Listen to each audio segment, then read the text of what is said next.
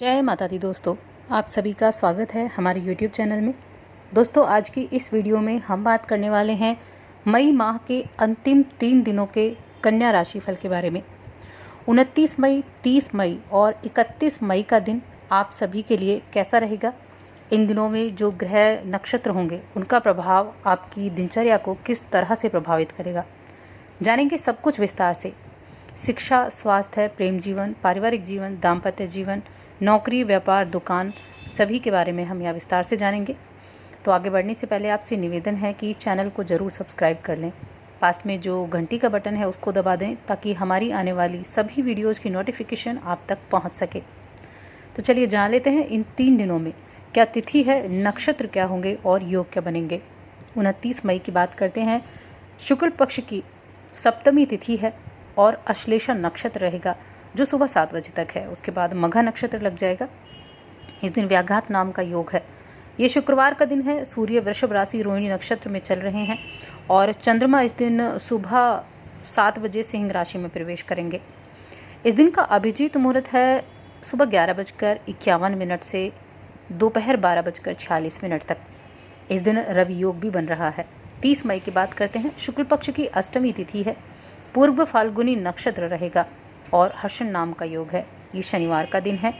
सूर्य वृषभ राशि में है, चंद्रमा सिंह राशि में है। इस दिन का अभिजीत मुहूर्त सुबह 11:51 से दोपहर 12:46 तक है और इस दिन भी रवि योग बन रहा है अगले दिन तक। 31 मई की बात करते हैं। इस माह का अंतिम दिन शुक्ल पक्ष की नवमी तिथि, हस्त नक्षत्र और वज्र नाम का योग बनेगा। ये रविवार का दिन है। सूर्य वृषभ राशि में है और चंद्रमा इस दिन सुबह 10:19 पर सिंह राशि से कन्या राशि से निकलकर सिंह से निकलकर कन्या में प्रवेश करेंगे। इस दिन 4 शुभ योग बन रहे हैं, यानी ये जो मई माह का अंतिम दिन है, 4 शुभ योगों के साथ इस महीने का अंत हो रहा है। इस दिन सर्वार सिद्धि योग होगा पूरे दिन, रवि योग होगा पूरे दिन, अमृत सिद्धि योग होगा जो अगले दिन सुबह तक होगा। और इस दिन का अभिजीत मुहूर्त है सुबह 11:51 से 12:47 तक। तो ये था इन 3 दिनों का पंचांग। इन 3 दिनों में चंद्रमा सिंह और कन्या राशि में होंगे, यानी कन्या राशि के लोगों के लिए ये जो चंद्रमा की स्थिति होगी ये आपके 12वें भाव में और प्रथम भाव में होगी। चंद्रमा मन के कारक हैं और जिस स्थान पर बैठते हैं उसी के अनुसार फल देते हैं और आपकी दिनचर्या को प्रभावित करते हैं। साथ में पापी ग्रह हो तो और ये काफ़ी हानि भी करवा देते हैं। लेकिन यहाँ द्वादश भाव में और प्रथम भाव में चंद्रमा की स्थिति अच्छी है। हालांकि द्वादश भाव में चंद्रमा बहुत अच्छे नहीं माने जाते हैं, थोड़ी मानसिक अशांति ज़रूर देते हैं, लेकिन द्वादश भाव में चंद्रमा का ये गोचर आपके लिए अच्छा साबित होगा। द्वादश भाव में चंद्रमा आपके लिए मिले जुले परिणाम लेकर आएगा। और जो इस राशि के जातक कारोबारी हैं या विदेश से जुड़ा हुआ कोई भी कार्य करते हैं, किसी भी तरह से आप विदेश से धन कमाते हैं, तो इस दौरान ये बहुत अच्छे रिजल्ट देता है, क्योंकि 12वें भाव का चंद्रमा या 12वां भाव कहें तो विदेश व्यापार के लिए, विदेश से धन प्राप्ति के लिए बहुत ही शुभ माना जाता है। जो विद्यार्थी हैं और उच्च शिक्षा में हैं उनके लिए भी ये समय अच्छा है। इस समय आपके सफल होने के संकेत मिलते हुए दिखाई दे रहे हैं, लेकिन स्वास्थ्य का आपको इन दिनों में ज़रूर ध्यान रखना होगा। सप्ताह के अंत में चंद्रमा आपके प्रथम भाव में होंगे।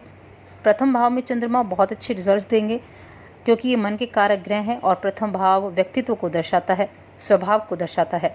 तो मानसिक रूप से आप काफ़ी खुद को सुदृढ़ बना पाएंगे और इस समय आप अपने पसंदीदा काम करने की कोशिश करेंगे। आपका व्यक्तित्व भी निखर कर आएगा। ये जो समय है ये भवन निर्माण के लिए भी बहुत अच्छा है। अगर आप किसी ऐसे काम से जुड़े हैं, भवन निर्माण के काम से, क्रय विक्रय के काम से, तो ये जो समय होगा ये आपके लिए फ़ायदेमंद रहेगा। इन 3 दिनों में आपके लिए कोई अच्छी डील फाइनल हो सकती है, कोई अच्छे आपको रिज़ल्ट देखने को इन दिनों में मिल सकते हैं। तो कारोबारी लोगों के लिए जो गुरु बृहस्पति हैं वो भी इन 3 दिनों में बड़े अच्छे संकेत दे रहे हैं, बढ़त के संकेत दे रहे हैं, जिससे आप प्रसन्न भी होंगे।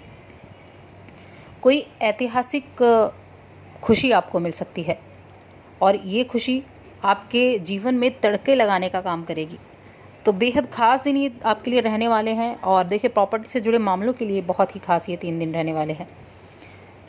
इस समय अगर कोई विवाह योग्य है, आप विवाह योग्य हैं या आपके परिवार में कोई विवाह योग्य है, तो आपके परिवार में इस समय कोई विवाह संबंधी बातचीत हो सकती है, विवाह के प्रस्ताव आ सकते हैं या डेट फाइनल हो सकती है। तो कोई ना कोई ऐसी बातें आपके परिवार में इस समय हो सकती हैं।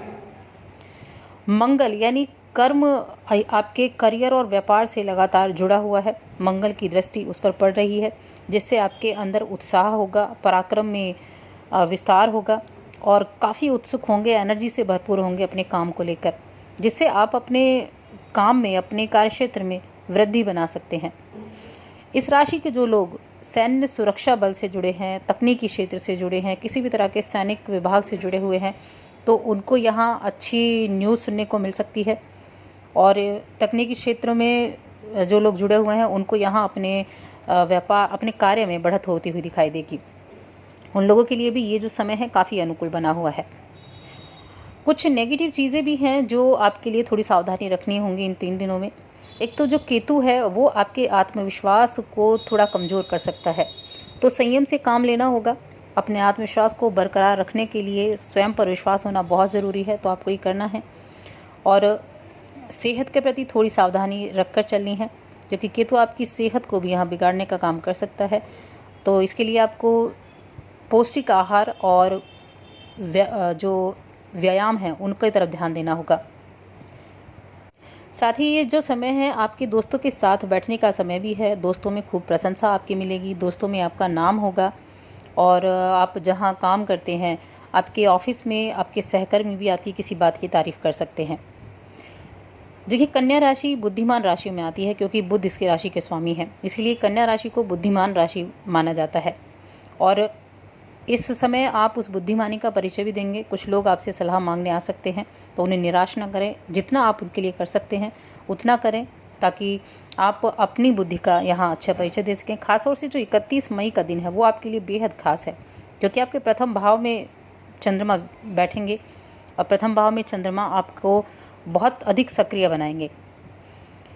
ये समय परेशानी में भी शांत रहने की कला आप लोगों को सिखा सकते हैं इस समय में, जो आपके साथियों को प्रभावित करेगी। आप अपने शांत स्वभाव से और अपनी इस कला से लोगों को आश्चर्य में डाल सकते हैं। आपकी सकारात्मक सोच आपकी सभी परेशानियों को हल कर सकती है, इसीलिए सकारात्मक रहने का ही प्रयास आपको करना है। आपकी जीवन शैली या आपके कार्यक्षेत्र में, आपके व्यापार में अगर किसी तरह का दबाव बना हुआ है, किसी तरह का दबाव है, तो उसे अपनी क्षमता से आप झेलने की हिम्मत रखते हैं और अपने अच्छी योजनाओं के बल पर, अपनी अच्छी रणनीतियों के बल पर आप किसी भी तरह के दबाव को हैंडल कर सकते हैं। तो इसके लिए आप एक ठोस योजना बनाएं और उस योजना पर काम करना शुरू करें।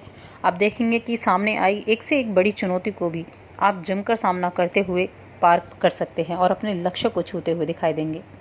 अब बात करते हैं लव लाइफ की, पारिवारिक जीवन की, दाम्पत्य जीवन की। प्रेम संबंध में जो लोग जुड़े हुए हैं उनके लिए ये समय अपने साथी को संदेश भेजने का हो सकता है, साथी से संपर्क साधने का हो सकता है और अपने इस रिलेशन को बनाए रखने के लिए आपको कुछ आगे की योजनाएं बनाकर चलना होगा।